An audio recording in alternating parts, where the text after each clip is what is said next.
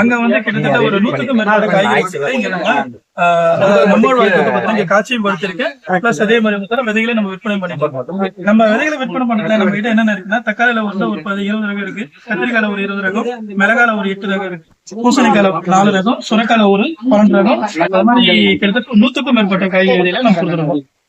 இந்த மாதிரி விதை திருவிழாக்கான நோக்கம் என்னன்னா, பாரம்பரிய காய்கறி விதைகள் வந்து பொதுமக்கள் கிட்ட போய் சேர்க்கறது.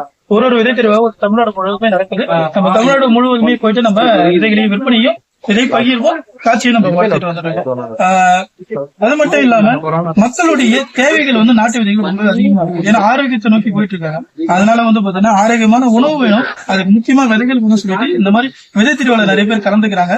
தமிழ்நாடு முழுவதுமே இந்த மாதிரி விதை திருவிழா நடக்கிறத பார்க்கும் ரொம்ப சந்தோஷமா இருக்கு. வேற ஏதாவது சொல்லணும்?